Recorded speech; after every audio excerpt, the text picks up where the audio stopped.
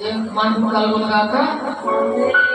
ఈరోజు ఉపవాస దినంలో దేవుడు మనతో మాట్లాడుతున్న విషయం ఏంటంటే, జయించు వారిని ఆయన సింహాసనం దగ్గర, ఆయన సింహాసనం పక్కన, ఆయన సింహాసనంలో కూర్చుండబెడతారు అని చెప్తున్నారు. ఆయన జయించాడు భూలోకం వచ్చి, మనము కూడా ఆయన పోలి నడవాలి. నడిచినప్పుడు మరి దేవుని యొక్క సింహాసనం మీద మనల్ని కూర్చోబెడతారు అంటున్నాడు. ఆయన రాకుమారులుగా, రాకుమార్తెలుగా. కాబట్టి ప్రతి ఒక్కరు వాక్యము నూరంతలుగా ఫలవంతంగా ఫలించులాగున మరి దేవుని శక్తిని పొందుకోండి. దిద్దుబాటు ఆత్మ మరి వాక్యం వస్తున్నప్పుడు, వాక్యంలో ఉదక స్నానము మనం చేసుకున్నప్పుడు ఆ దీవెనలు, ఆశీర్వాదాలు దేవుని సింహాసనం దగ్గర మనం కూర్చోవడానికి దేవుడు ఆశపడి ఈరోజు దేవుడు ఆ మాటలు చెప్పడానికి వచ్చినప్పుడు దాని ప్రకారము మనం నడవడానికి దేవుడు మమ్మల్ని దీవించి ఆశీర్వదించును గాక.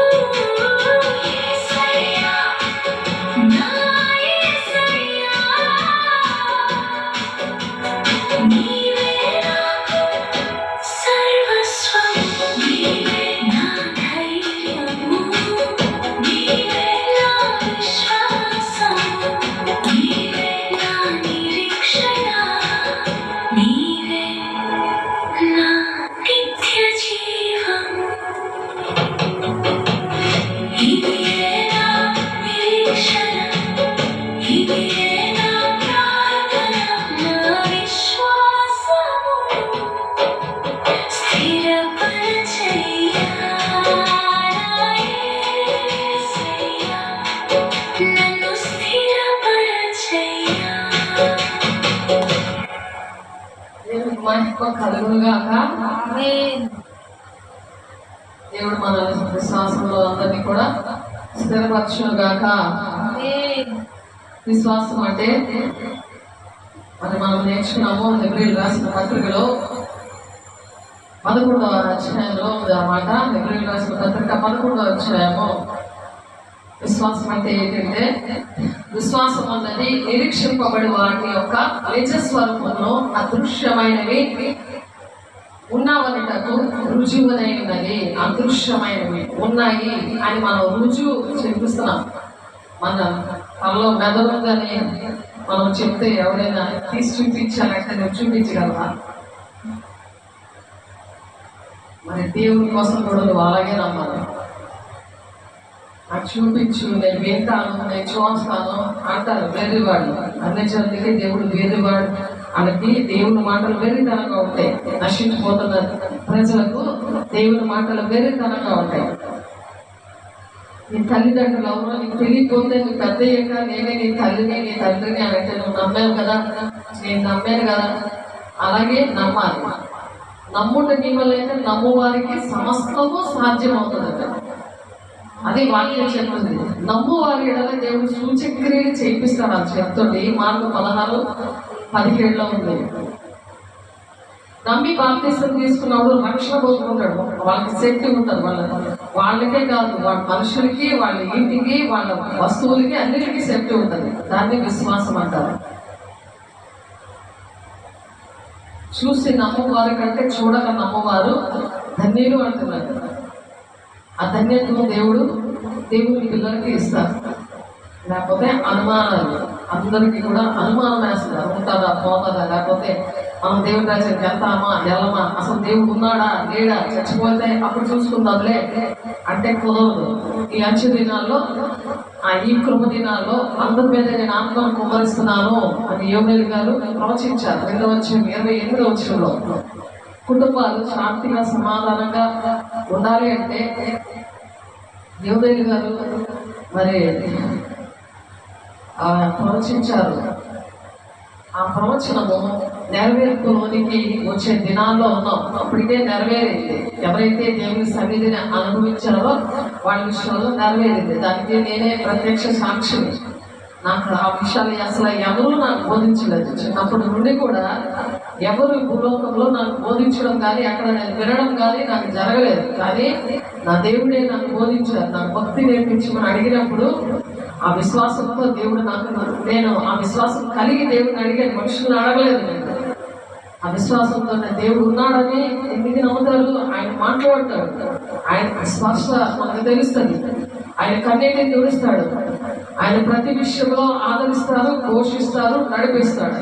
ఆ అనుభవాలన్నీ ఉన్నాయి కాబట్టి దేవుడిని నాకు నేర్పించు దేవా అని అడిగినప్పుడు దేవుడు నేర్పించాడు. నేర్పించినందుకు నేను నమ్మాను కాబట్టి నా జీవితంలో 8 ఏరియాల్లో 8 సంఘాల్లో నేను నా పరిచర్యలో దేవుడు ఇచ్చిన పరిచర్య పిలుపు దర్శనం ప్రకారం నేను విన్నప్పుడు నా ద్వారా దేవుడు బాప్తిస్మం ఇచ్చారు.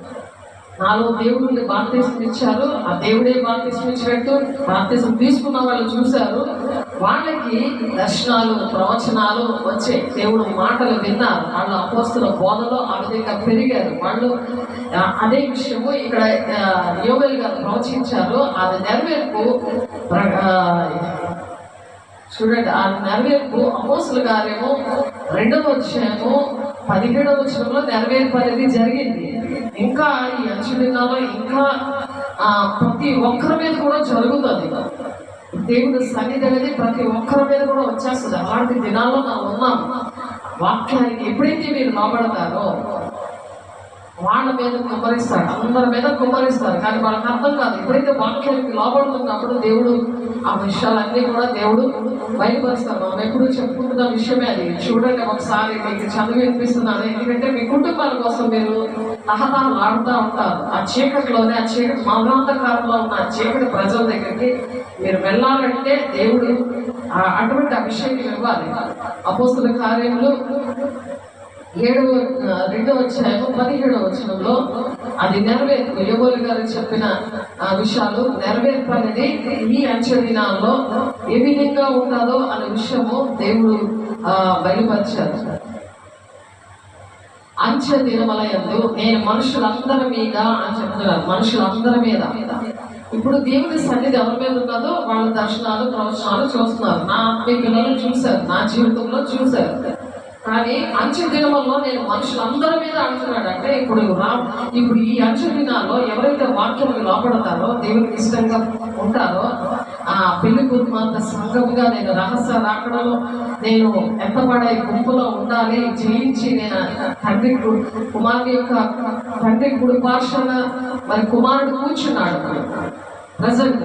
అలాంటి పరిశుద్ధులైన దేవుని పిల్లల కోసం అక్కడ విజ్ఞాపన చేస్తున్నాడు ఆయన అని వాక్యం చెప్తుంది.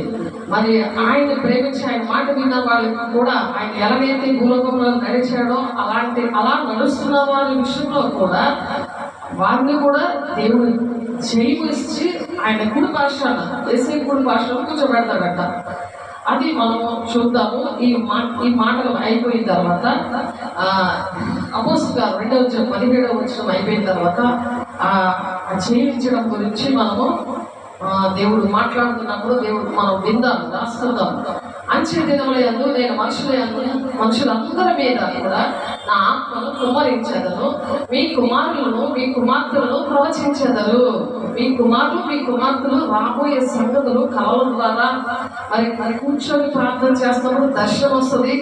అది మరి దేవుడు భాషలతో మాట్లాడతారు. భాషలతో మాట్లాడే వాడు మరి దేవుని మర్మాలు పలుకుతున్నాడు అని చెప్తున్నారు. ఆ మర్మాలు ఏంటంటే అదే ప్రవచనం అన్నమాట. అదే ప్రవచనం. ఆ భాషకి అర్థాలు చెప్పడం వరము కోసము దేవుడిని అడగాలి. ఎప్పుడైతే ఈ దర్శనము ప్రవచనము వస్తున్నారో అప్పుడు దానికి ఏకీభవిస్తున్న వాళ్ళకి కూడా దేవుడు దర్శనము ప్రవచనం ఇస్తారు. అలాగా లైవ్గా ప్రవచించమని ఒకరి తర్వాత ఒకరి సంఘంలో ప్రవచించమని వాక్యం చెప్తుంది. ఆ అనుభవాలు దేవుడు నాకు చూపించారు. నేను ఆ సంఘంలో ఆత్మీయ బిడ్డలు తెలుసు అన్ని విషయాలు కూడా ఆ అనుభవం ఉన్నది. కానీ ఇప్పుడు అంచె దినాల్లో అందరి మీద కుమ్మరిస్తారట. అదేంటో చూడండి, చదువుతున్నాను, చక్కగా రాసుకోండి, చక్కగా ఆ వాక్యం పట్టుకుని ప్రార్థన చేయండి. నేను మనుషులందరి మీద నా ఆత్మను కుమ్మరించాను. మీ కుమార్తెలు ప్రవచించారు. ఇప్పుడు మన ఇంట్లో కుమార్తెలు ప్రవచిస్తుంటే రాబోయే సంగతులు తెలియపరుస్తుంటే మన రహస్యరాడు ఎప్పుడు వస్తుందో చెప్తారు కదా. ఆ కుడి పార్శ్వాలు ఎలా కూర్చోవాలో అవన్నీ కూడా విశ్వాసం అంటే ఏంటో అన్నీ కూడా దేవుడు నేర్పిస్తాడు కదా. ఎందుకంటే నాకు నేర్పించిన దేవుడు మీకు కూడా నేర్పించును గాక. దేవుడు ఎందుకు కృప ద్వారా రక్షిస్తారు, దేవుడు ఎందుకు మనకు సాక్ష్యం ఇస్తాడంటే భూమి గంతముల వరకు పరిశుద్ధాత్మ దేవుడు మీ మీదకి వచ్చినప్పుడు మీరు శక్తివంతులు అవుతున్నప్పుడు యోధ సమయ దేశంలో అందరూ మీరు సాక్షిగా ఉండాలని చెప్తున్నాడు దేవుడు. ఆయన వచ్చి సాక్ష్యం చెప్తాడు, మనం చెప్పలేము. మీ కుమార్తెలను ప్రవచించేదరు. మీ యవ్వనులు దర్శనం చూస్తారు. మీ యవ్వనులు ఏం చేస్తారంటే దర్శనం చూస్తారు. మీరు భర్త తాగేస్తున్నాడని, పిల్లలు పుట్టి చనిపోతున్నారని, మరి అపవిత్రంగా ఉన్నప్పుడు వారి జీవితాలు అపవిత్రమైన జీవితాలు సాధారణకి అధికారంలో ఉంటాయి. ఆ జీవితాలు ఆ మనిషి మీద సాధారణ అధికారంగా పెట్టుకొని ఈ లోకం ఏంటంటే ఈ లోక స్నేహము దేవునితో వైరమని మీరు ఎరుగరా, మీరు దేవునికి శత్రువులు అంటున్నాడు. వ్యభిచారులారా అని పిలుస్తున్నాడు. లోక స్నేహం చేసిన వాళ్ళని దేవుడు వ్యభిచారులారా పిలుస్తున్నారు. నేను మీకు శత్రువులు అంటున్నాడు దేవుడు. దేవుడికి శత్రువుగా ఉంటే మంచిదా, దేవునికి స్నేహితుడిగా ఉంటే మంచిదా? దేవునికి స్నేహితుడిగా ఉండాలి. ఆయన మన ప్రాణప్రియుడు, ప్రాణ స్నేహితుడు ఆయన. ఇక మీరు దాసులు కాదు నా స్నేహితులు అన్నాడు. దాసత్వం అంటే ఏంటి? దేనికో లోబడిపోవడం. సిగరెట్కో, మరి బీడీలకో, తాగుడుకో, లేకపోతే కైనీలకో, తంబాకుకో ఇవన్నీ లోబడిపోతారు. ఏంటంటే పిల్లలకో, భార్యకో ఒక విగ్రహంగా చేసుకుంటారు. వాళ్ళకు లోబడి నడుస్తారు. అది దేవుడు ప్రాణం పెట్టాడు కదా. ఆయన ప్రాణప్రియుడిగా ఉన్నాడు కదా. ఆయన పోషిస్తాడు. ఏ బాధలో ఉన్నా, ఏ కన్నీరులో ఉన్నా, ఎటువంటి కష్టంలో ఉన్నా ఆదరించి కన్నీరు కూర్చోవాడు దేవుడే. దేవుడికి మహిమ కలుగున ఆయనే ప్రాణం పెట్టాడు. భూలోకంలో ఎవరు కూడా ప్రాణం పెట్టి అలా ప్రేమించలేదు. అందుకనే మనం అనుక్షణము ఆయన ప్రేమిస్తున్నప్పుడు ఆయన మనతో మాట్లాడతాడు.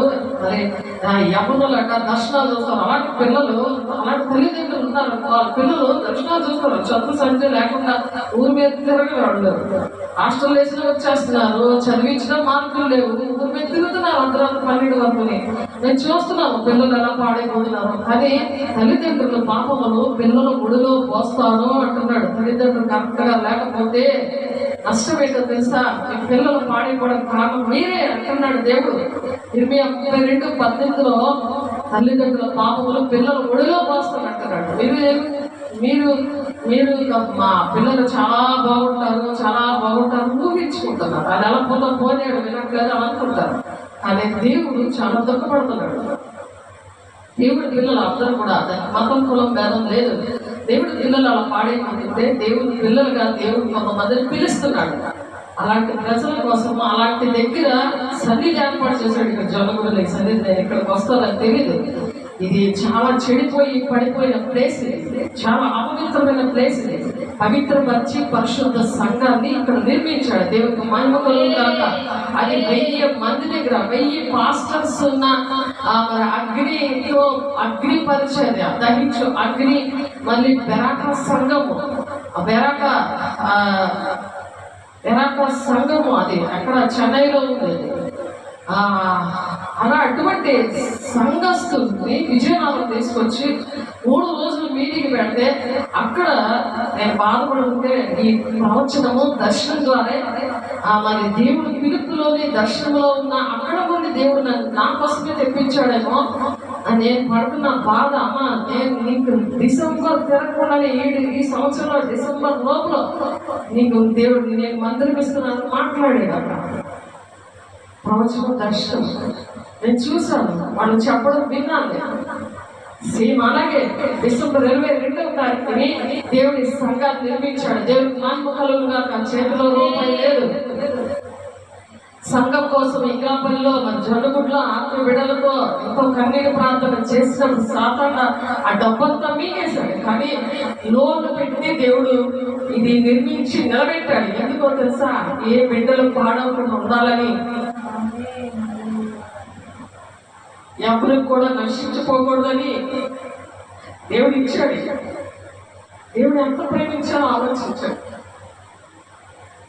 మందిరం అంటే ప్రతి ఒక్క మనిషిని మందిరంగా తయారు చేసేస్తుంది. దేవుని సన్నిధి అది ఇష్టం లేకుండా చేస్తాడు దుష్టుడు. అక్కడ ఎంతో దీవెన ఉంటుంది, ఎంతో దేవుని కాపుదలు ఉంటుంది, దేవుని మహిమ అక్కడ సంచరిస్తూ ఉంటుంది. దేవదూతలు అక్కడ అలాగా దేవుని కంచె అనేది ఉంటుంది. అక్కడ ఉన్న ప్రజలతో దేవుడు ఉంటారు. ఆ మందిరం ఎక్కడ ఉంటుంది? ఆ కుటుంబానికి ఎంతో దీవెన ఆశీర్వాదం అని. ఆ దర్శనము, ఆ ప్రవచనము అనేది యవ్వనులు దర్శనాలు చూడాలి. దేవుని బిడ్డలారా, మీ వృద్ధులు కలగట్ల వృద్ధులు ఏంటంటే ఎప్పుడు పెళ్లి చూసి నేను చచ్చిపోతాను అని అనుకుంటారు. కానీ నువ్వు రక్షణ పొందుకొని చచ్చిపోవాలి. దేవుడితో మాట్లాడే అనుభవం నువ్వు విని దేవుడి దేవా నాకు రక్షణ దయచే, నాకు మారు మనసు దయచే, నాకు తెలియక ఇవన్నీ చేశాను, నన్ను క్షమించు అని దేవుడు ఎప్పుడైతే అడుగుతారో వాళ్ళకి రక్షణ దేవుడు ఇస్తారు. మేము నిన్న ఒక కుటుంబానికి వెళ్ళాము. వాళ్ళకి తెలియదు వాళ్ళకి ఎంత చెప్పినా సరే. మరి ఆ చెప్పిన మాతో వచ్చిన వాళ్ళు కూడా కరెక్ట్గా దేవుడి మాటలు వాళ్ళకి చెప్పలేకపోయారు. ఇష్టం ఉంటే మీరు రండి, లేకపోతే లేదు. అలాంటి మాట్లాడినప్పుడు మాకు చాలా బాధ అనిపించింది. దేవుడు అలాగే మరి అలాగే ఇంకొకరు ఇంటికి పిలిచినప్పుడు అలాగంటే వాళ్ళు ఎంత మాట్లాడిపోతారు. ఇష్టమైతే రండి మా ఇంటికి, లేకపోతే లేదంటే ఎలాగుంటుంది, అంత అసహ్యం ఉంటుంది. అదే కదా మనం పిలుస్తున్నాం, అలాగైతే వెళ్ళకూడదు అని అంటారు. అలా దేవుడి ఇంటికి రమ్మడానికి ఆ పిల్లచ్చా మీరు ఎంత బేగ వస్తే అంత మంచిదే వెళ్తున్నప్పుడు చెప్పేసి వచ్చున్నాను. మీకే మంచిది. ఎంత త్వరగా మీరు వస్తారో మీ పిల్లల మాట వినట్లేదు, చదువులు లేవు మీకు, మరి ఇంట్లో ఏమీ పరిస్థితులు ఏమి బాగోలేదు మీకు, పిల్లలు మీరు బీపీలు షుగర్లతో బాధపడుతున్నారు. మీరు తల్లిదండ్రులు చాలా పెద్ద ఫ్యామిలీ, చాలా బాధ అనిపించింది. అందరిలో దేవుడు ఉండడు. దేవుడు బిడ్డ అందరూ హృదయం కూడా దేవాలయంగా ఉండదు. దేవుడి దేవాలయం ఆయన పోలి నడవమంటున్నాడు దేవుడు. ఆయన పోలి నడమని చెప్తున్నారు. మనం అలా పోలి నడుస్తున్నామా? 1 యోహాను 3:2 ఉంది. ఆయన పోలి ఉండము అని చెప్పి ఆయన పోలి ఉండాలి. అందుకని 3.5 సంవత్సరాలు దేవుడు భూలోకంలో పరిచర్య చేశాడు. ఆయన కంప్లీట్ చేసేసాడు. మొత్తం అంతా కూడా ఆయన పరిచయం అంతా కంప్లీట్ చేశాడు. ప్రతిదీ కూడా పట్టించుతాను ఆయన నెరవేర్చి తండ్రి కుడిపార్శ్వాన ఆయన కూర్చొని ఉన్నాడు. ఇప్పుడు మన కోసం విజ్ఞాపన చేస్తున్నాడు. ఎవరైతే అటువంటి మనసు దేవుని ఆలయంగా పెట్టుకొని వాళ్ళు ప్రజల కోసం వాళ్ళ పేదల దుఃఖం కలిగి ఉన్నారో వాళ్ళ కోసం ఆయన విజ్ఞాపన చేస్తున్నాడు. అటువంటి విశ్వాసం ఉన్నప్పుడు వాళ్ళకి అర్థమవుతుంది. విశ్వాసం లేనప్పుడు ఎవరైనా నిజంగా నీ తల్లేనా నీ తండ్రేనా అంటే నీకు ఎంత కోపం వస్తుంది, ప్రయోజనం లేకపోతే కొడతావు. నీకు ఆ విషయంలో నీకు ఎంత విశ్వాసం ఉంది, కానీ నీకోసం ప్రాణం పెట్టిన దేవుడి విషయంలో నీకు ఎందుకు విశ్వాసం లేదు? ఎవరైనా నీకోసం పోనీ నీ తల్లి తండ్రిని ఎవరైనా నీ అన్నదమ్ములు ఎవరైనా నీకోసం ప్రాణం పెడతారా? ఇప్పుడు అడిగితే నా కోసం నువ్వు చచ్చిపోతావా డాడీ అని అంటే చచ్చిపోతాడా? ఆలోచించండి. ప్రేమించుకుంటారు కానీ ఆ ప్రేమ కొంతవరకే, అది శాశ్వతమైన ప్రేమ. ఎవరు అలాగే ప్రాణం పెట్టలేదు. మన పాపంలో కోసము ఎవరు ప్రాణం పెట్టలేదు. ఆ ప్రేమ ఎవరైతే దేవుడు పిలుస్తాడో వాళ్ళలో పెడతాడు. ఆయన వాళ్ళకి ఆ కాపుదల పెంచే దేవుడు ఇస్తాడు. అందుకని వాళ్ళు మాటలు వినండి, మీరు విశ్వాసం ప్రకారం నడవండి అని అపోస్తలులకు హెబ్రీయులకు రాసిన పత్రికలో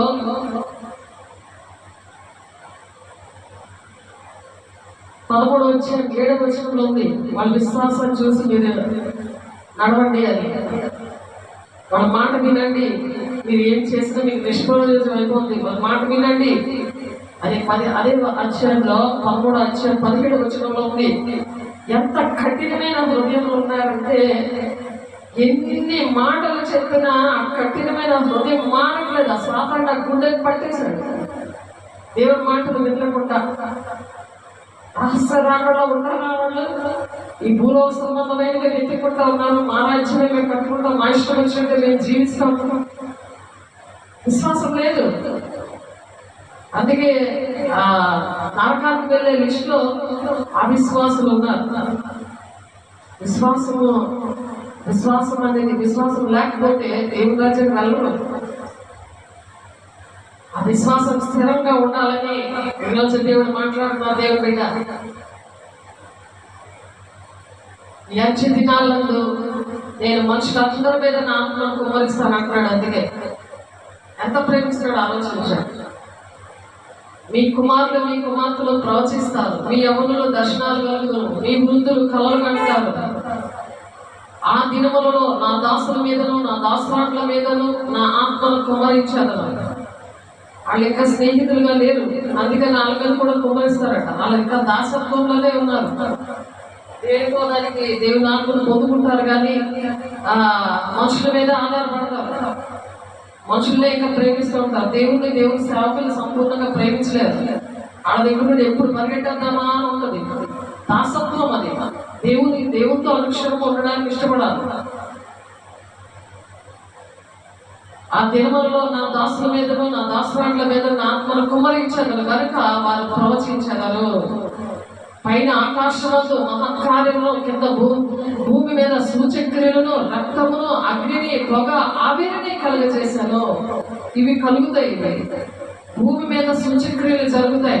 ఎప్పుడైతే ఆ మనుషులందరి మీద ఆత్మను కుమ్మరించినప్పుడు భూమి మీద సూచక్రియలు, రక్తమును, అగ్నిని, పొగ, ఆవిరి ఇవన్నీ వస్తాయి. అటువంటి బలమైన అభిషేకం వస్తుంది. ఎందుకంటే పరిశుద్ధాన్ని పొందుకొని కూడా మాట వినట్లేదు కదా. నాట్య పిల్లలందరూ పరిశుద్ధాన్ని పొందుతున్నారు. దర్శనాలు, ప్రవచనాలు ఇవన్నీ కూడా చూశారు. కోటేశ్వరులు అయిపోయారు. ఎన్ని కార్యాలు దేవుడు ప్రత్యక్షంగా చూశారు, దెయ్యాలు కూడా ప్రత్యక్షంగా చూశారు. కానీ అవిశ్వాసం ఇంకా ఎలుబడి చేస్తుంది. విశ్వాసంలో స్థిరం లేదు. తండ్రి కుడిపార్శ్వాన కూర్చోడానికి అనుకుంటున్నారు కానీ ఇష్టం ఉండడమే కాదు, ఆయన మాట వినాలి, వాక్యానికి లోబడాలి, దేవునికి లోబడాలి, సేవకులకు లోబడాలి. వాళ్ళు అలా నడుస్తున్నారు, వాళ్ళు అలా చెప్తున్నారు, వాళ్ళు ఏంటి చెప్తున్నారు, దాని ప్రకారం నడవాలి, వాళ్ళు ఫాలో అవ్వాలి. ఎందుకంటే వాళ్ళ దేవుడు ఫాలో అవుతున్నారు, మీరు ఫాలో అవ్వలేకపోతున్నారు కాబట్టి మీరు వాళ్ళ దేవుడు వచ్చి వెళ్ళిపోతారు. రహస్యరాకుడు కాదు, వెళ్ళిపోతారు. రహస్యరాకుడు వాళ్ళు ఎత్తబడతారు. వాళ్ళ అర్హతలు వస్తే నువ్వు కూడా ఎత్తబడతావు, లేకపోతే ఉండిపోతావు వాళ్ళతో. ప్రభు ప్రత్యక్షముగా ఆ మహాదినము రాకమునకు సూర్యుడు చీకటిగానే చంద్రుడు రక్తంగా మారిపోతాడు. అప్పుడు నీకేంటి అర్థమవుతుంది? ఏంటి చంద్రుడు సడన్ గా రక్తంగా మారిపోయాడు? ప్రభు ప్రత్యక్షం అవుతాడు. అప్పుడు ఆ మహాదినమును రాకమునకు సూర్యుడు చీకటిగా అయిపోతాడు. అది యేసే చనిపోయినప్పుడు కూడా జరిగింది. యేసే చనిపోయినప్పుడు జరిగింది. మధ్యాహ్నం 3 గంటలకి సూర్యుడు చీకటి అయిపోయాడు. ఎక్కడైనా మీరు విన్నారా సూర్యుడు మధ్యాహ్నం 3 గంటలకి చీకటి అయిపోవడము? మధ్యాహ్నం 3 గంటలకి చీకటి అయిపోవడం ఎప్పుడైనా విన్నారా? ఆయన ప్రజల కోసం, ప్రతి ఒక్క మనిషి కోసం ప్రాణం పెట్టాడు. మనం ప్రాణం పెట్టడానికి నువ్వు ఇష్టపడుతున్నావా?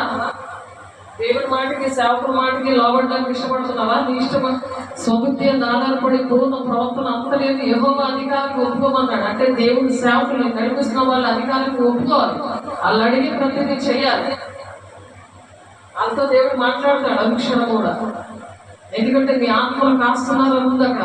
మీ ఆత్మలు కాస్తున్నాం కాబట్టి మీకు కంచే కాపుదలు, మీ పని మీరు చక్కగా సేఫ్ గా ఉన్నారు. అది గమనించాలి. ప్రభు ప్రత్యక్షముగా ఆ మహాదినము రాకమునకు సూర్యుడు చీకటిగాను చంద్రుడు రక్తముగాను మారును. రక్తముగాను ఆ రెండు కూడా మారుతాయి అన్నమాట. సూర్యుడేమో చీకటిగా అవుతాడు, చంద్రుడేమో రక్తంగా మారిపోతాడు. అప్పుడు ప్రభు నామమును బట్టి ప్రార్థన చేయ వారందరూ అప్పుడు రక్షణ పొందుకుంటారు. అప్పుడు రక్షణతో అయిపోలేదు, అప్పుడు రక్షణ పొందుకుంటారు అని దేవుడు చెప్తున్నాడు. ఎవరు చెప్తున్నారు? దేవుడు చెప్తున్నాడు ఆ మాట. అందుకని కుడి పార్శ్వాన మనం కూర్చోవాలంటే ఏం చేయాలి అనేది, దేవుడు యొక్క కుడి పార్శ్వాన కూర్చోడానికి ఎంతమందికి ఇష్టం ఉంది? దేవుడికి మహిమ కలుగును గాక. ప్రకటన 3వ అధ్యాయంలో ఆ మాట ఉంది చూడండి. ప్రకటన 3వ అధ్యాయంలో తండ్రి యొక్క కుడి పార్శ్వాన దేవుడు కూర్చోబెడతాడని 3వ అధ్యాయము 21వ వచనంలో ఉంది ఆ మాట. నేను జయించి నా తండ్రితో కూడా ఆయన సింహాసనంలో కూర్చుండి ఉన్న ప్రకారము, తండ్రి చిత్తాన్ని నెరవేర్చి, దేవుడు తండ్రి చిత్తాన్ని నెరవేర్చి తండ్రి కూడా భాషను కూర్చుంటాడు. మరి మనకి ఎందుకు నేర్పించడానికి ఆయన వచ్చాడు. మనం నేర్చుకోవాలా లేదా? ఈ భూలోకంలో ఇంత టైం ఇచ్చాడు, ఇంత సమయం ఇచ్చాడు, ఇంత క్లియర్గా దేవుడు మాట్లాడుతున్నారు. ఆయన సింహాసనంలో కూర్చుని నా ప్రకారము జయించే వాడిని నాతో కూడా నా సింహాసనంలో కూర్చుండగలుగుతాను. ఆమేన్. ఆయనతో కూర్చుంటాలని ఇష్టమవుతా లేదా? ఎక్కడ పరిగెడతా ఉంటారా మనుషులంట? సంఘములతో ఆత్మ చెప్పుచున్న మాట చెరగలవాడు వినుగాక. దేవుని స్వరము వింటున్నావా? వినకపోతే నీకు అర్థమవు. వినగలిగే చెవులు, గ్రహించగలిగే మనసు ఉన్నప్పుడే ఈ విషయాలు అర్థమవుతాయి. సంఘములతో, సార్వత్రిక సంఘముతో దేవుడు మాట్లాడుతున్నాడు. ప్రకటన గ్రంథంలో ప్రకటన 2వ అధ్యాయము 3వ అధ్యాయంలో దేవుడు సంఘాల కోసం, ఒక్కొక్క సంఘాల కోసం కూడా దేవుడు మాట్లాడుతున్నాడు. ఏమంటున్నాడు? ఇదిగో నేను తలుపు వద్ద నిలుచుండి తట్టొచ్చున్నాను, నీ హృదయం అనే తలుపు దగ్గర తడుతున్నాడు. అస్తమానికి కూడా ఎవడైనా నా స్వరము విని, దేవుని స్వరము వింటుంటే తలుపు తీస్తావు, దేవుడికి స్థానం ఇస్తావు. నువ్వు పరిగెట్టవు అటంట ఇటంట, ఎన్ని 100 ఆలోచనలు బుర్రలో పెట్టుకొని దేవుడిని గురించి పరిగెట్టవు. అస్తమానికి దేవుడు వచ్చాడంటే ఒళ్ళు దగ్గర పెట్టుకుని కూర్చుంటుకోవాలి. ఏ ఉన్నా సరే పక్కన పడేసి, ఇదిగో నేను తలుపు వద్ద నిలిచి తట్టుచున్నాను, ఎవడైనా నా స్వరం విని తలుపు తీసినేలా నేను అతని యొద్దకు వచ్చి అతనితో నేను, నాతో కూడా అతడును భోజనము చేయుదుము. దేవునితో భోజనం చేయాలి.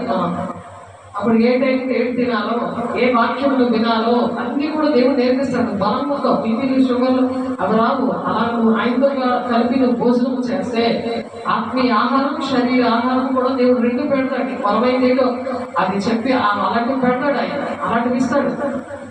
అలాగా దేవుడు పెంచుతున్నాడు. దేవుడు బిడ్డలుగా పిలిచిన వారిని ఆ విధంగా పెంచుతున్నాడు. నేను ప్రేమించి వారిని అందరినీ గద్దించి శిక్షించుచున్నాను కనుక నీవు ఆసక్తి కలిగి మారు మనసు పొందు. ఎవరినైతే ప్రేమిస్తున్నారో ఆయన గద్దించి శిక్షిస్తాడు దేవుడు. ప్రేమించిన వాళ్ళని గద్దించాలి, శిక్షించాలి. కనుక నీవు ఆసక్తి, నేను ప్రేమించి వారిని అందరినీ గద్దించి శిక్షించుచున్నాను కనుక నీవు ఆసక్తి కలిగి మారు మనసు పొందుకో. ఇంకెప్పుడు అటువంటి మాట్లాడుకో, అటువంటి పనులు చేయకు, నీ స్వబుద్ధి ఆధారపడకు. ప్రతిది మనం దేవుడిని అడిగి చేయాలి. లేకపోతే చాలా అప్పటికే బోర్డు నష్టాలు కలిగాయి కదా. ఆ కలవరం కన్నీరు అదిగే వస్తుంది. అయినా ఓదార్చి దేవుడు నేర్పిస్తున్నందుకు దేవుడికి మహిమ కలుగును గాక. నీవు ధనవృద్ధి చేసుకున్నట్లు అగ్నిలో పుటము వేయబడిన బంగారము నీ దిశముల సిగ్గు కనబడకుండానట్లు ధరించుకున్నటకు తెల్లల వస్త్రములను నీకు దృష్టి కలుగునట్లు నీ కన్నులకు కాటుకను నా యొద్ద కొనుమని నీకు బుద్ధి చెప్పుచున్నాను. ఆత్మీయ నేత్రాలు దర్శనం దేవుడు ఇవ్వాలి అంటే నీ కళ్ళు చాలా పరిశుద్ధంగా ఉండాలి. వాక్యం అనే కాటుక నీకు దేవుడు ఇస్తాడట. అది నా దగ్గర కొనుక్కో అంటున్నాడు. తెల్లటి వస్త్రములు నీ దిశములో కనబడకుండానట్లు అంటే నీకు రక్షణ లేకపోతే నువ్వు దిగంబరివి దిక్కుమాలు వాడిలాగా ఉంటావు. అప్పుడు రహస్య రాకుండా ఎత్తబడలేవు, విడవబడతావు. అందుకని దేవుని దగ్గర ధనవృద్ధి చేసుకున్నట్లు అగ్నిలో పుటము వేయబడిన బంగారము, అగ్నిలో పుటము వేసిన బంగారము ఎలాగైతే కాలుస్తాడో మంచిగా అది చక్కగా మంచి వస్తువు అవ్వాలని అలాగా దేవుడు మనల్ని కాలుస్తాడు. అలాగా శ్రమల కొలువులో కాలుస్తాడు. నన్ను వెంబడించేవాడు తన సిల్లును ఎందుకు వెంబడించాలని అందుకే చెప్తున్నారు. ఆయన ఆ శ్రమలో కొన్ని పాఠాలు నేర్పిస్తాడు. ఆ పాఠాలు మర్చిపోకూడదు, మళ్ళీ ఆ తప్పు చేయకూడదు. ఏ విధంగా దేవుడు నీకు పరిచయం అయ్యాడు, ఏ విధంగా ఎన్ని కార్యాలు దేవుడు చేశాడు, ఆయన మాట వింటూ ఉండాలి. ఆయన ఆ మాట నేర్పించిన వాళ్ళ మాట వినాలి. నీకు దేవునికి మధ్యన సేవకులు నీకు మధ్యవర్తిగా ఉన్నారు కదా, ఆ మాట వినాలి. వాళ్ళలో దేవుడికి మాట్లాడతారు. నీవు ధనవృద్ధి చేసుకున్నట్లు అగ్నిలో పుటము వేయబడిన బంగారము నీ దిశముల సిగ్గు కనబడకుండానట్లు ధరించుకున్నటకు తెల్లటి వస్త్రములు నీకు తెల్లటి వస్త్రములను అంటే రక్షణ వస్త్రాలు. ఇందాక మనం చదువుతున్న రక్షణ ఎలా వస్తుంది, ఎప్పుడు వస్తుంది అనేది దేవుని రాజ్య రహస్య రాకడలో ఎవరైతే ఎత్తబడతారో వాళ్ళకి ఇటువంటి పరిస్థితులన్నీ జరగాలి భూలోకంలో. మరి ఆ ఆత్మను అంచెదినాలు అందరి మీద ఆత్మను కుమ్మరించబడుతున్నప్పుడు గ్రహించగలిగి ఉండాలి. ఇవన్నీ కూడా వాక్యం తెలిసినప్పుడు వాక్యం అధిక వినాలి. దేవుని మాటలు అధిక వినాలి.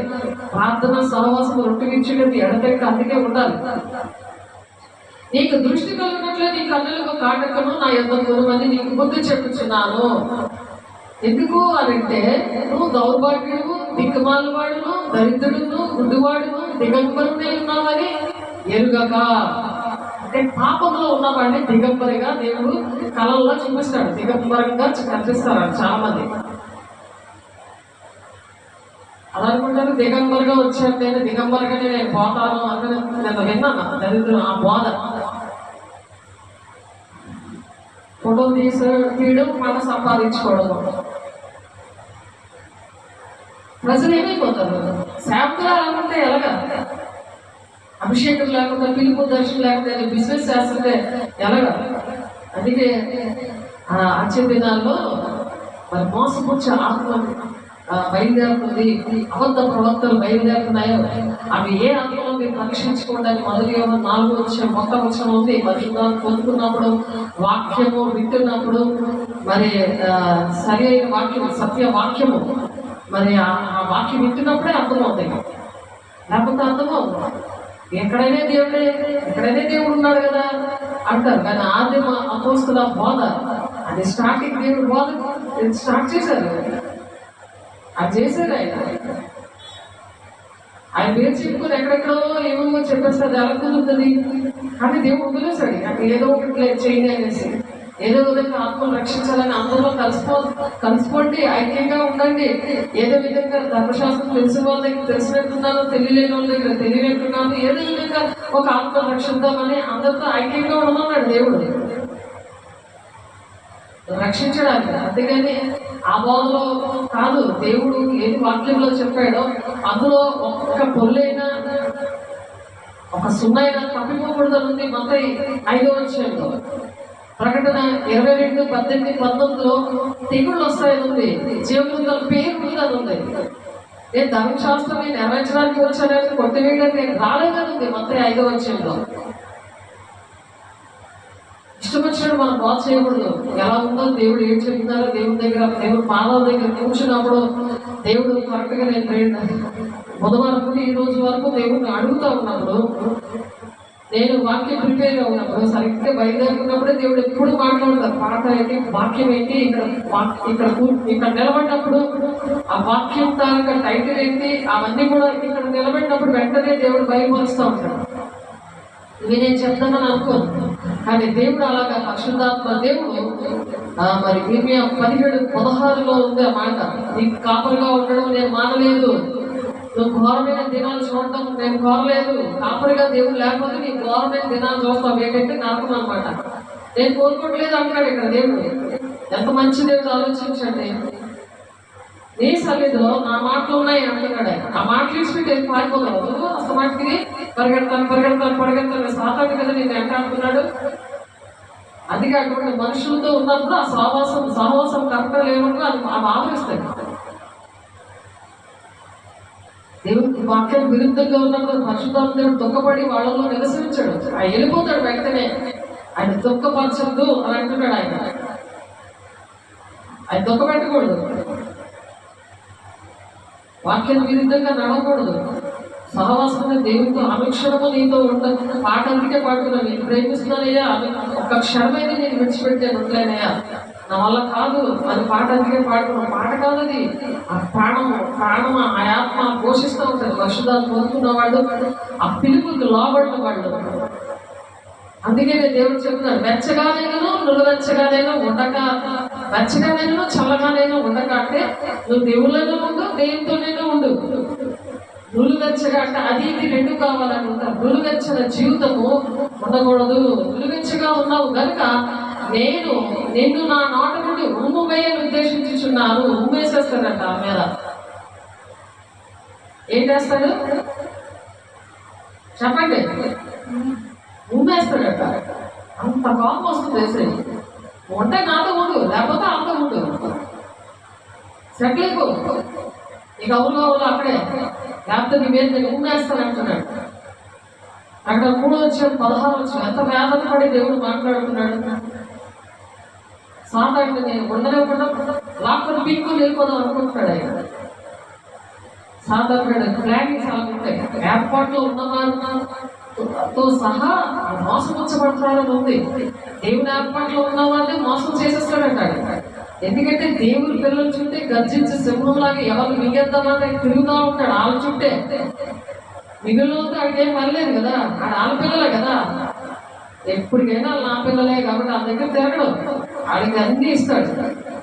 వాళ్ళకి ఏది కావాలంటే ఏది తాగుతావో తాగు, ఎక్కడ ఎంజాయ్ చేస్తావు చెయ్యు, ఎవరితో మాట్లాడతావు మాట్లాడు, ఫ్రీడమ్ ఉంది. వాళ్ళు బాగా సాతానుడు బాగా అడుగులేస్తాడు, బాగా మంచి పెద్ద బిల్డింగ్లు ఇస్తాడు, అన్నీ చూపిస్తాడు.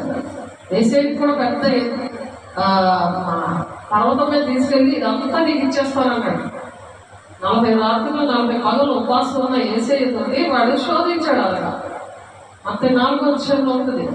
ఈ రాళ్ళు రొట్టులుగా చేసుకుని తినచ్చు కదా నువ్వు అని శోధించాడు. ఆలోచించాడు, మన దగ్గర అన్నీ ఉంటాయి, మనం ఉపవాసం వెళ్ళకుంటాము, ఆయనే కూర్చున్నాడు, ఆయనే కూర్చేస్తాడు. ఆయన పిల్లల్ని ఆయన ఆర్డర్లో మనం ఉంటున్నప్పుడు, ఆయన అధికారాన్ని మనం ఒప్పుకున్నప్పుడు మనం ఎప్పుడు ఉపవాసం ఉండాలో, ఎప్పుడు ఎవరితో ఏం మాట్లాడాలో, ఎక్కడికి వెళ్ళాలో అన్నీ కూడా ఆయనే టెంటైన్ వేసేస్తాడు. ఆయన లాక్కుని వెళ్ళిపోతాడు. పరిశుద్ధాత్మ దేవుడి లక్షణాలు అవి. వాళ్ళు ఎక్కడ అపవిత్రమైన ప్లేస్లో ఉండడానికి ఇష్టపడరు, జీవితంలో ఇష్టపడరు. నేను అదే దేవుడిని ఎప్పుడు అడుగుతూ ఉంటాను, అపవిత్రమైన ప్లేస్లో కానీ అపవిత్రమైన మనుషులతో కానీ నేను ఉండకూడదు. ఉండినా సరే వెంటనే నేను ఆ డ్రెస్ ఏంటి అన్నీ కూడా నేను వెంటనే మార్చేస్తాను, వెంటనే స్నానం చేసేస్తాను, వెంటనే దేవుని శక్తితో నిలబడతాను, దేవునితో నేను ఉంటాను. ఇలా వెళ్ళక తప్పదు కదా, మన పరలోక సంబంధమే. కానీ భూలోకంలో ఉన్నప్పుడు దుష్టుడు పుట్టకుండా మనం బదులు చేసుకోవాలని వాక్యం.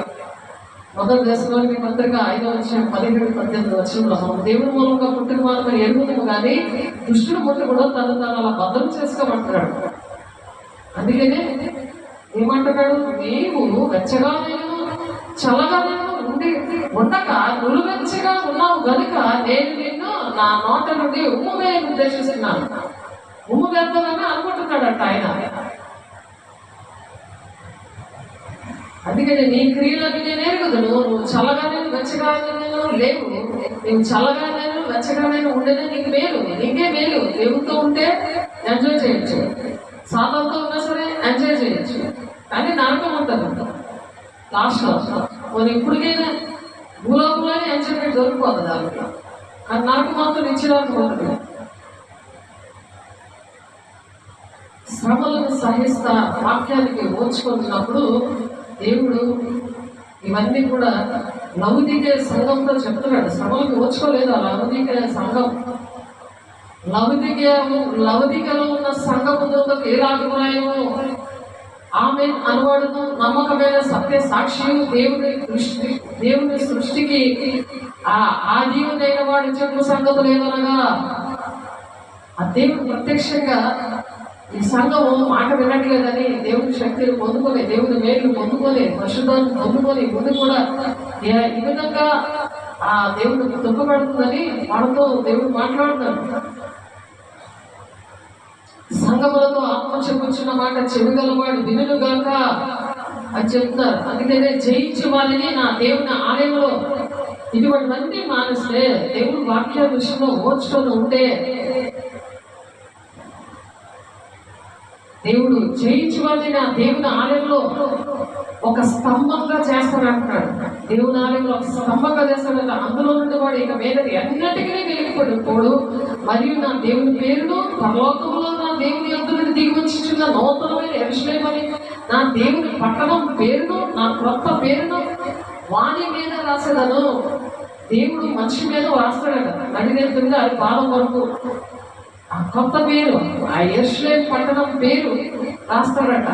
నూతనమైన యెరూషలేము నా దేవుని పట్టణము పేరు రాస్తాడట. నా దేవుని యొద్ద నుండి దిగి వచ్చుచున్న నూతనమైన యెరూషలేము పట్టణం, దేహమైన దేవుని ఆలయం నాది అని ఆయన రాస్తాడట. మరి ఆయన విషయంలో మనం జయించాలా వద్దా? అందుకే నేను త్వరగా వచ్చుచున్నాను, ఎవడును నీ కిరీటమును అపహరింపకుండానట్లు. నీ కిరీటం అంటే ఏంటి? అపహరించి కిరీటము. కీర్తనలు 3:21 మనం చూసాం అపహరించి కిరీటము. చూడండి, మనం చెప్పుకున్నామని ఆ కిరీటాన్ని సాధారణంగా అపహరించాలని చూస్తున్నాడు. నువ్వు రారాజు బిడ్డవి, నువ్వు రాకుమారుడివి, నీకు కిరీటం పెడతావు, నువ్వు ఎక్కడ పరిగెడుతున్నావు? ఆ కిరీటం పక్కన పడేసి దాన్ని తొక్కేసుకొని దేవుడు ఎంత బాధపడుతున్నాడు చూడండి. 21వ కీర్తనలు 21వ అధ్యాయంలో చాలా విషయాలు ఉన్నాయి. అందులో కీర్తనలు 21వ అధ్యాయంలో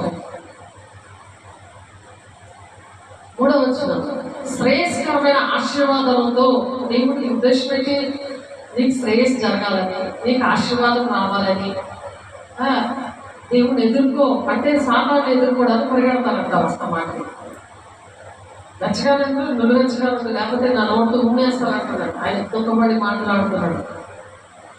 శ్రేయస్కరమైన ఆశీర్వాదంతో నీవు అతన్ని ఎదుర్కొనిచున్నావు. అతని తల మీద ఆయన ఎప్పుడు ఎదుర్కొంటుంటే, ఆయన పిలుస్తూ నేను పలుకుతుంటుంటే, ఆయన మాట వింటుంటే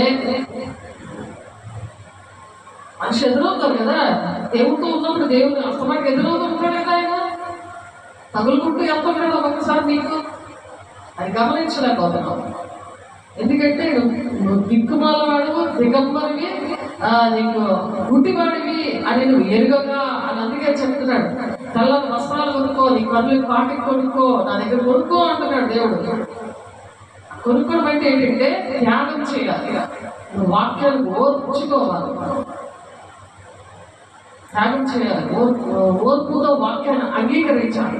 ఆ కొనుక్కోవడం అంటే అదే, వాక్యానికి లోబడాలి. లోబడ్డప్పుడు నడిపిస్తుంది ఆ వాక్యము. నీ పాదములకు దీపము, మన త్రోవలకు ఏంటది వెలుగై ఉన్నది. ఆ వెలుగుతో నువ్వు నడుస్తూ ఉంటావు. వెలుగు దేవుడు నేను నడిపిస్తుంటాడు, ఆయనే నీ మీద దృష్టి ఉంచుతాడు, ఆయనే నీకు ఆలోచన చెప్తాడు, నడవలసిన ఆయనే నీకు బోధిస్తాడు. నువ్వు స్వబుద్ధి అంత ఆధారపడదు. అది కీర్తన 32:8 ఉంటుంది. ఈ స్వబుద్ధి అంత ఆధారపడితే నీ మార్గాలు సరళం కావు అంటుంది. ఈ స్వబుద్ధి అంత ఆధారపడకూడదు. దేవుడి బిడ్డ దేవుడికి చెప్పాలి, దేవుడు నడిపింపు అనేది తెలియాలి.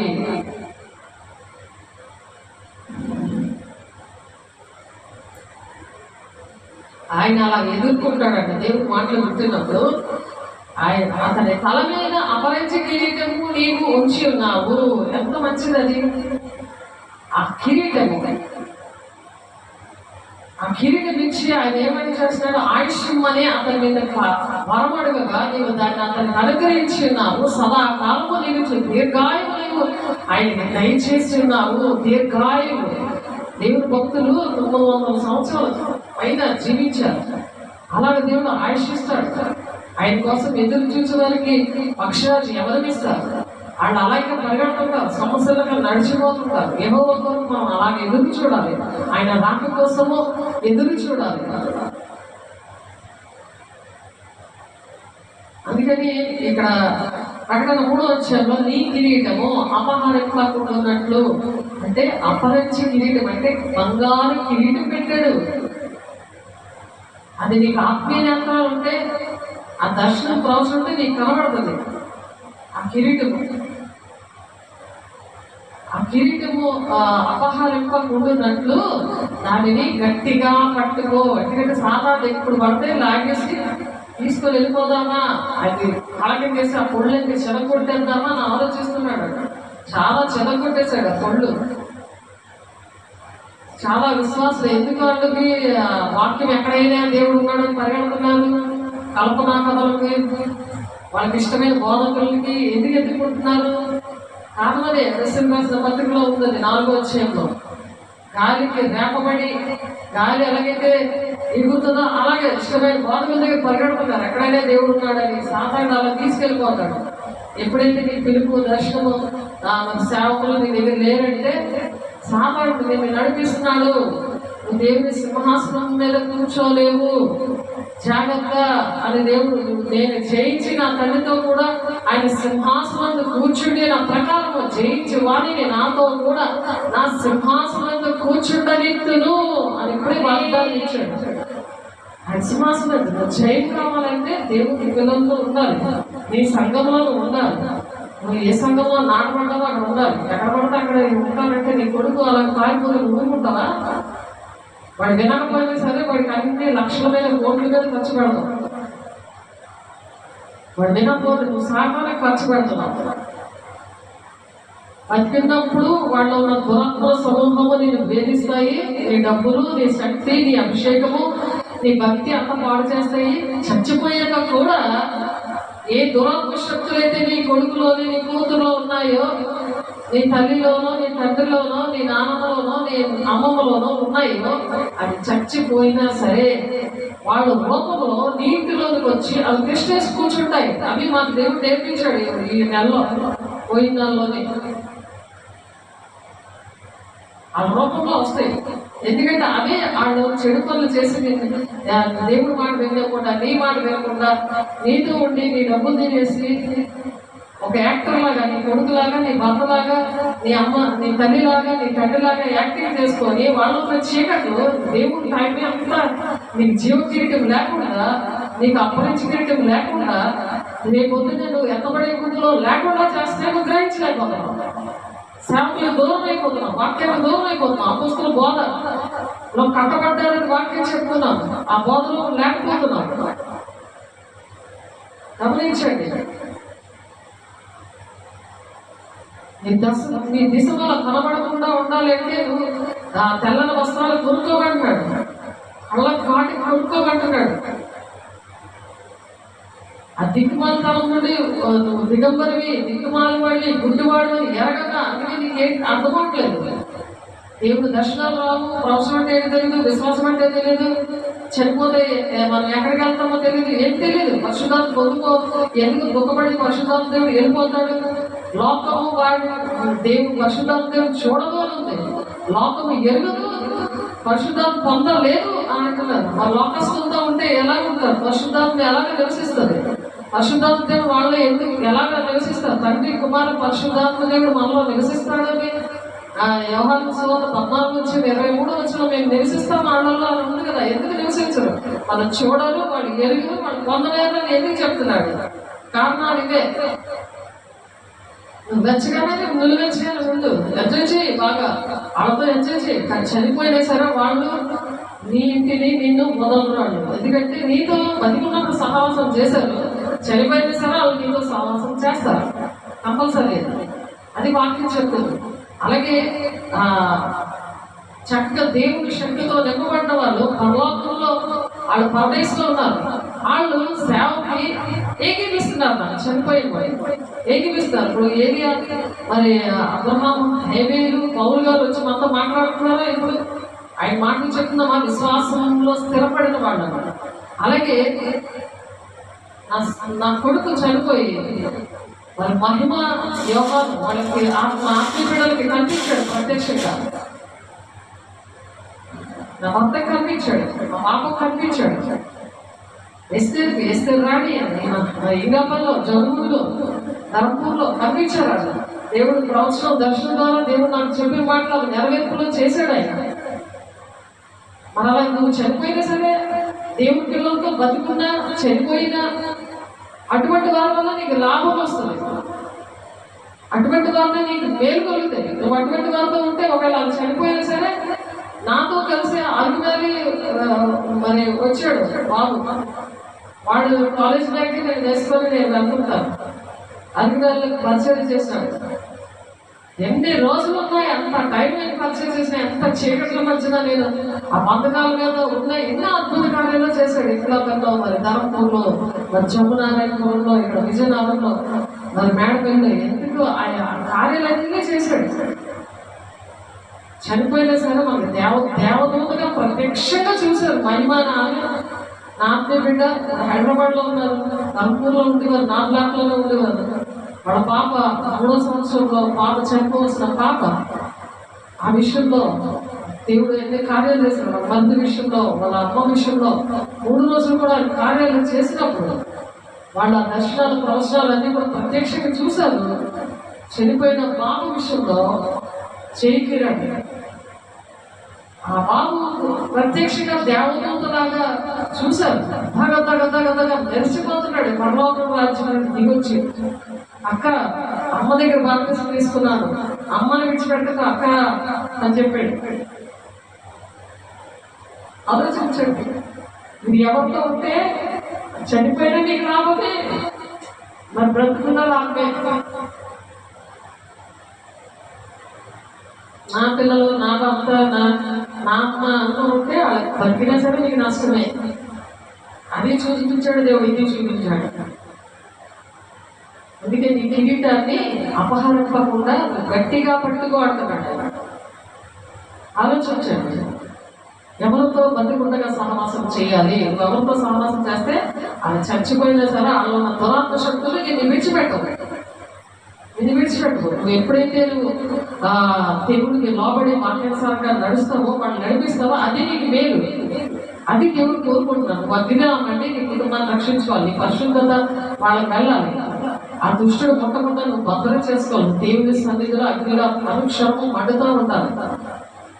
అది దేవుడు చెప్తున్న మాటలు. అందుకనే వాక్యాన్ని ఓర్పుతో అంగీకరించమంటున్నాడు. చూడండి, ప్రకటన 3వ అధ్యాయంలో 9-10 వచనాలు. ఇవి కూడా జడుగుడులో ఉన్న అమ్మాయితో మాట్లాడారు. ఆ వాక్యం చెప్పినప్పుడు వెంటనే మాట్లాడారు. ఇందాక చెప్పిన మహిమ హైదరాబాద్లో ఉందని చెప్పాను కదా, నా ఆత్మీయ బిడ్డ ఆమెతో కూడా మాట్లాడారు ఈ విషయం. నీవు నా ఓర్పు విషయమైన వాక్యముల గైకుంటేవు గనక భూ నివాసమును శోధించుటకు లోకమంతటి మీదకి రాబో శోధన కాలంలో నేను నిన్ను కాపాడేదను. వీళ్ళతో మాట్లాడారు. ఇద్దరికి కూడా ఎస్తేరుతో మాట్లాడినప్పుడు ఆరాధన చర్చిలో ఒక సొంత చర్చి లేదు, కారం పండుతో నడుస్తుంది. ఆ చర్చిలో ఉన్నప్పుడు మొత్తం తుఫాన్ వచ్చినప్పుడు అన్ని రేకుల షర్ట్ కానీ అది ఏమి చెప్పించారు ఉండదు. వాళ్ళకి చూపించారు, ఇస్తారు నా అమ్మాయికి చూపించారు. అంత కొట్టుకుపోతుంది కానీ ఆ చర్చి మాత్రం కొట్టుకోవాలంటున్నారు. చర్చిలో ప్రార్థన ఉంటుంది, ప్రార్థన చేస్తున్నారు అందరూ. చర్చి మాత్రం ఏమి చెప్పించారు లేదు. ఆ వారంలో అన్ని కొట్టుకుపోతున్నాయి. అప్పుడు ఆ తుఫాన్ అయినప్పుడు కూడా పెద్ద పెద్ద చెట్లు, చర్చలు ఏంటి, ఇల్లు ఏంటి అన్ని పగిలిపోయి. మేము ఉన్న ఇల్లు కూడా బీటంలో ఉంది, గ్రూప్ హౌస్. అది కూడా ఏమి చెప్పించారు లేదు. ఎందుకంటే దేవుని సన్నిధి దేహం అనే దేవుని ఆలయమై ఉన్న దేవుని పిల్లల్లో ఉన్నది. ఆయన పోలి మనం నడవాలి. అందుకనే నీవు ఓర్పు వచ్చారు, ఓర్పు విషయమైన వాక్యములు గైకొట్టేవి కనుక భూ నివాసం ఓర్పుచ్చుకోవాలి. అంటే వాక్యానికి ఆ విధంగా ఓర్చుకోవాలి. కొన్ని నేను నచ్చకపోయినా సరే ఆ వాక్యము వినాలి. ఆ వాక్యం విషయంలో ఓర్పు అనేది ఉండాలి. నీవు నా ఓర్పు విషయమైన వాక్యములు గైకొట్టివి వింటాం కాదు, గైకొట్టడం అంటే నడవడం, సాక్ష్యం కావడం. దానివల్ల నువ్వు సాక్ష్యం చెప్పగలిగి ఉండాలి. ఇదిగో నేను వాక్యం లోపడ్డాను కాబట్టి ఈ రోజు నా సాక్ష్యం ఇలా ఉంది అది సజీవ సాక్షిగా నువ్వు నిలబడగలిగి ఉండాలి. ఎవరైనా నేను అడిగినప్పుడు నిన్ను చూసి నువ్వే ఒక పత్రికగా ఉంటావు. పత్రికలో పంచుకోవడం కాదు, నువ్వే ఒక పత్రికగా నీ సాక్ష్యమే ఒక రోల్ మోడల్ గా నీ ద్వారా దేవుడు అద్భుత కార్యాలు మహత్కారులుగా అలా చేశారు. అలాగా దేవుడికి మహిమ కలుగుగాక. ఆ మహిమ అనేది దేవుడు ఇస్తాడు. అదే కిరీటం. దాన్ని గట్టిగా పట్టుకోమంటాడు. అది గట్టిగా పట్టుకోవాలంటే దేవుని సన్నిధి మనం అనుభవించినప్పుడు అది ఆ కిరీటాన్ని మనం ఉంచుకోగలం. ఆ శోధన కాలంలో మనల్ని ఆ విధంగా దేవుడు దాస్తాను అంటాడు.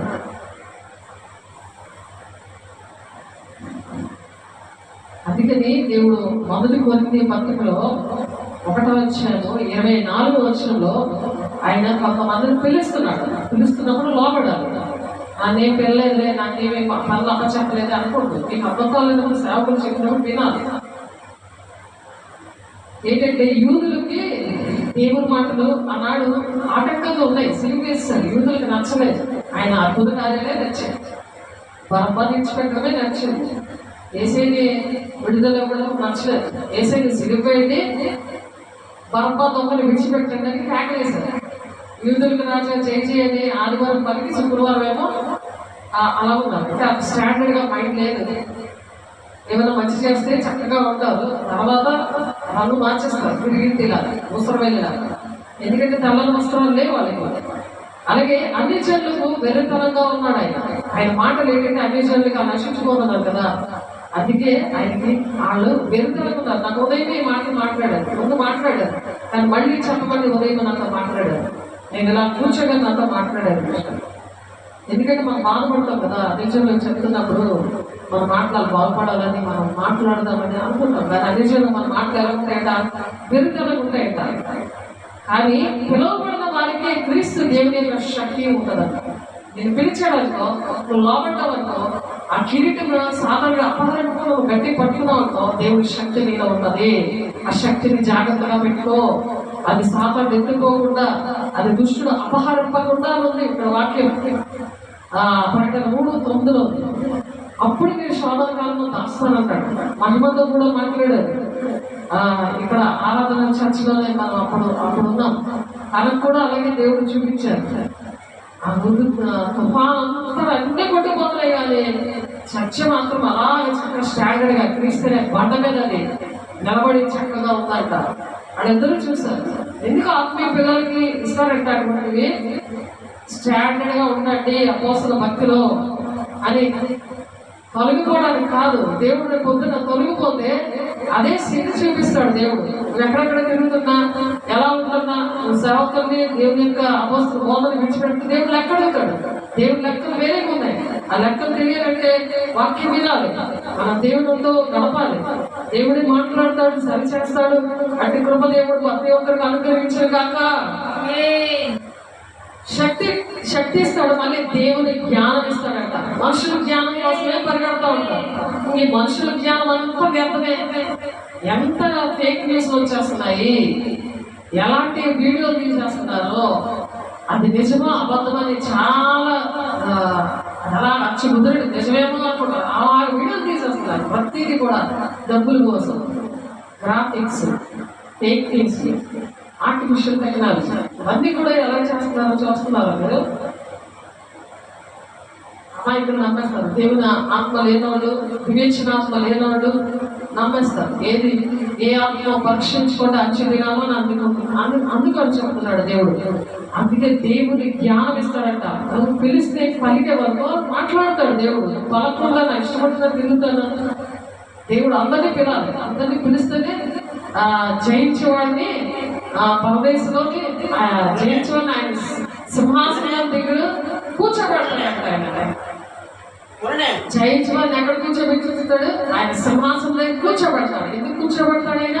ఆయన జ్ఞానము, దేవుని యొక్క జ్ఞానంతో నడవాలి. మనము దేవుని యొక్క శక్తితో నడవాలన్నమాట.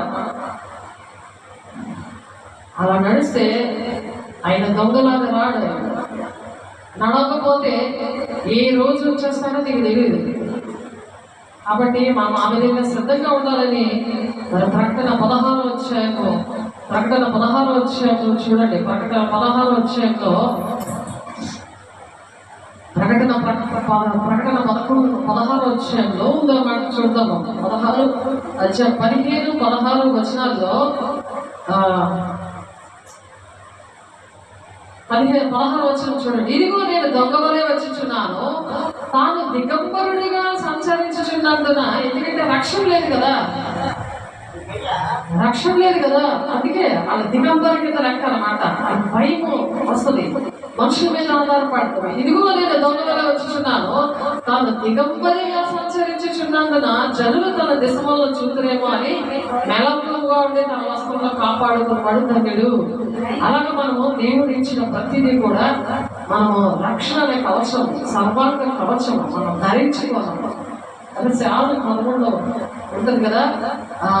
నీతిగా మనం బ్రతకాలి, నీతి అనే మైమరుపు అనేది ఉండాలి, రక్షణ అనే శిరస్నానం ఉండాలి, వాక్యం అనే ఖడ్గం ఉండాలి, సమాధాన సువార్త వల్ల సిద్ధమనసు అనే జోడు ఉండాలి. అవి ఉంచుకొని మనము దేవుడి మాటలు చెప్పగలుగుతాం. ఆ రక్షణ కవచం అనేది ఉండాలి. ప్రకటన చూడండి, ఎఫెసీయులకు రాసిన పత్రిక.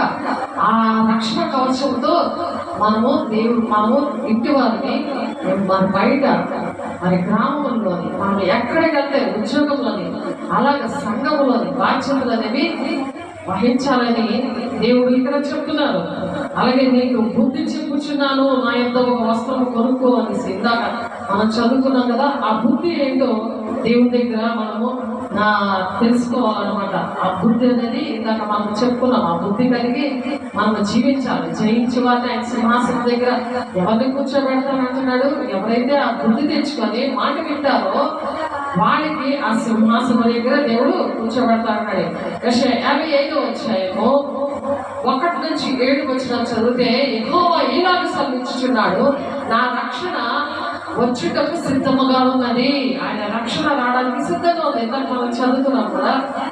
నా నీతి వెల్లడి అవుటకు సిద్ధముగా ఉన్నది. న్యాయ విధిని అనుసరించండి, నీతిని అనుసరించి నడుచుకునండి. నేను నియమించిన విశ్రాంతి దినమును అపవిత్రపరచకుండా దాన్ని అనుసరించచ్చు. ఏ కీడు చేయకుండా తన చేతిని బిగబెట్టువాడు ధన్యుడు. ఆ ప్రకారం చేసి దాన్ని రూఢిగా గైకొని నరుడు ధన్యుడు. యెహోవాను హత్తుకోను అన్యుడు నిత్యముగా యెహోవా ఆ జనులలో నుండి నన్ను వెలువేయనని అనుకొనవద్దు. షండు నేను ఎండిన చెట్టని అనుకొనవద్దు అంటున్నాడు. దేవుడు ప్రతి ఒక్కరిని కూడా దేవుడు వాడుకోవడానికి, పిలవడానికి ఇష్టపడుతున్నాడు. ఇందాక మీరు మొదటి కోరిక 1:24లో కూడా అలాగే ఉంది. దేవుడిని కానీ మరి అన్యుడిని కానీ దేవుడు పిలుస్తాడట. ప్రతి ఒక్కరూ దేవుడిని నమ్ముకోవచ్చు, ఆయన ఇష్టము. అది హృదయానికి సంబంధించింది. అది దేవుడిని హృదయంలో పెట్టుకోవాలి. దేవుడిని ప్రేమించినప్పుడు ఆయన మాట్లాడడం స్టార్ట్ చేస్తాడు. ఆయన పిలిచినప్పుడు వినగలిగే చెవులు ఇస్తాడు. యెహోవాను అలా ఎవరైతే యెహోవాను హత్తుకున్న అన్యుడైనా సరే నిశ్చయంగా యెహోవా తన జనుల నుండి నన్ను వెలివేయనని అనుకోవద్దు. వన్యుడు మంది నేను వెలివేస్తాను అనుకోవద్దు అంటున్నాడు షండు. నేను ఎండిన చెక్కని అనుకోవద్దు. నేను నియమించిన విశ్రాంతి దినం ఆచరించు, నాకు ఇష్టమైన వాటిని కోరుకోవచ్చు, నా నిబంధన నా ఆధారంలో చేసుకోవచ్చు. నిబంధన ఆధారం చేసుకోమంటాడు. ఆ నిబంధన ఏంటి? వేసే రక్తం ద్వారా మనం నిబంధన చేయబడ్డాం. అపోస్తల మూలం కట్టాడు ఆయన. ఆయనే మూలరాయిగా ఉండి కట్టాడు ఆయన. ఎవరో మూలరాయి వేసి అక్కడ కట్టబడితే వేస్ట్ కదా. ఆ దుష్టుడి సంగతి నాకు అసహ్యం అనుకుని రావాలి. కీర్తన 26:4 ఉన్న మాట ప్రకారం రావాలిగా యేసునామములో నిబంధన ఆధారం చేసుకొని నా షండుల గురించి యెహోవా ఈలాగా సెలవిచ్చుచున్నాడు, నా ఇంటను నా ప్రాకారంలోను ఒక భాగమును వారికి ఇచ్చేదను. కొడుకులు కూతుళ్ళు అని అనిపించుకుంటే కంటే శ్రేష్టమైన పేరు వారికి పెట్టుచున్నాను. శ్రేష్టమైన పేరు పెడుతున్నాడు మనకి. వారికి పెట్టించున్నాను. కొట్టివేయబడిన నిత్యమైన పేరు వారికి పెట్టించున్నాను. నిత్యమైన పేరు పెడుతున్నాడు. ఎవరు కొట్టిలేరు అన్నమాట. అటువంటి నిత్యమైన పేరు నేను పెడుతున్నాను. శాంతి దినమును అపవిత్రపరచకుండా ఆచరించుచు నా నిబంధన ఆధారం చేసుకోవచ్చు. యెహోవాకు దాసులై యెహోవా నామమును ప్రేమించుచు ఆయన పరిచర్య చేయాలని ఆయన పక్షమున అన్యజనులను నా పరిశుద్ధ పర్వతములకు తోడుకొని వస్తానంటున్నాడు. చూడండి, అన్యజనులుగా మనల్ని ఆ విధంగా రక్షించాడు. ఇశ్రాయేలు ప్రజలు ఆయన మాట వినలేదు. ఆయన సిలివేశారు. ఇప్పటికీ ఎదురు చూస్తున్నారు కొంతమంది యూదులు. ఇశ్రాయేలు ప్రజలు కొంతమంది నమ్మారు. నా ప్రార్థన మందిరంలో వారిని ఆనందింపచేసేదను. నా బలిపీఠం మీద వారు అర్పించే దహన బలులను నాకు అంగీకారంలో అప్పుడు అంగీకారంలో ఉంది. అన్ని అంగీకారంలో అన్ని నేను తీసుకోము. అలాంటి ధనపక్ష లేదు, లేకుండా చేశాడు దేవుడు. ఎందుకంటే ఆయనే పోషిస్తున్నాడు. పరలోక రాజ్యంలో ధనం సమకూర్చుకుంటున్నాం మేము. దేవుడికి మహిమ కలుగును గాక. బలిపీఠం మీద వారు అర్పించే దహన బలులను నాకు అంగీకారంలో నా మందిరము సమస్త జనులకు కూడా ప్రార్థనా మందిరము. అందరినీ దేవుడు ప్రేమిస్తున్నాడు.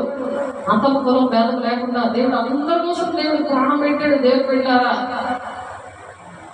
అందుకనే దేవుడు మనం దుఃఖ పెట్టకూడదు. దేవుడిని బాగా అర్థం చేసుకోవాలి. ఇంకా అనేక విషయాలు ఉన్నాయి.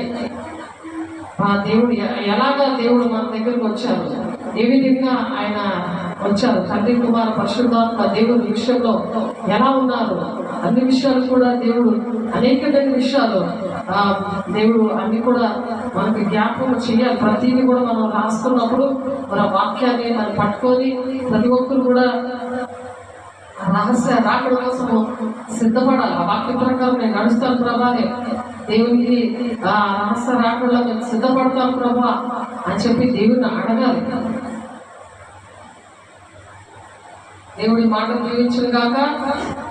పరిశుద్ధుడా, ప్రేమ గల దేవ, అభిషక్తుడా, నీ కృపగల నామములో, నీ మహిమగల నామములో నా తండ్రి నాయన అయా జయించు వారిని నీ సింహాసనం దగ్గర అయా నీతో పాటు కూర్చుండబెడతానని వాగ్దానం ఇచ్చిన దేవా, నమ్మదగిన దేవా, నీ సన్నిధిని ప్రభా మేము నాయన సంతోషించడానికి, నీతో ఉండడానికి, రహస్య రాకుండా ఎత్తబడడానికి ఆయా సంఘములతో ఆత్మ చెప్పుచున్న మాట చెవిగలవాడు వినుగాక అని చెప్పి సార్వత్రిక సంఘానికి అయా స్థానిక సంఘానికి మీరు ఇచ్చిన నాయన పిలుపును బట్టి నీకు వందనాలు ప్రభా.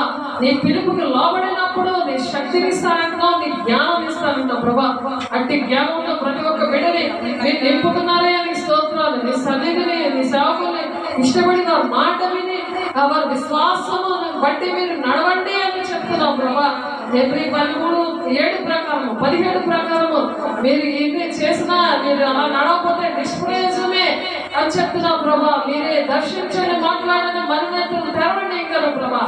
అయా గుడ్డివాడు, నువ్వు దిగంబరివి, దిక్కుమాలి వాడివి, నువ్వు గుడ్డివాడివని ఎరుగగా అని చెప్తున్నావు ప్రభా. అయా నీ దిశమల కొలబడకూడదంటూ నువ్వు తెల్ల వస్త్రాలు కొనుక్కో, నీ కళ్ళకు కాటుకలు కొనుక్కో అని చెప్తున్నావు ప్రభా.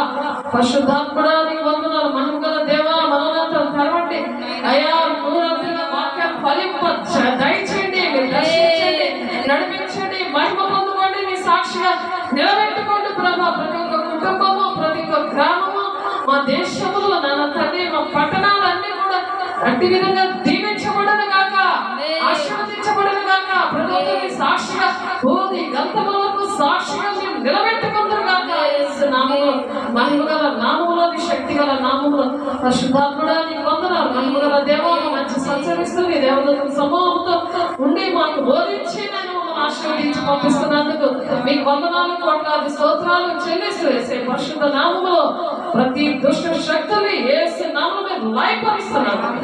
నీ అభిషేకముతో ప్రతి ఒక్కరిని కొరత లేని ఆత్మతో నింపి మహిమ నుండి అధిక మహిమలోనికి అయా మేము నాయన దాటి వెళ్ళడానికి, నీ రాకడానికి సిద్ధపడడానికి, రహస్య రాకడమైనా అయా మాకు నాయన మా తండ్రి ప్రతిదీ మీరు తెలియపరుస్తున్నాను. ప్రతి విషయాలు కూడా మీకే అయా సంభవింపబోయే సంగతుల్లో మీరు మాకు తెలియపరుస్తున్నారు. వందనాలు స్తోత్రాలు చెల్లిస్తున్నారు. యేసే పరిశుద్ధ నామములో బ్రతిమలాడి వేడుకుంటున్నాను తండ్రి.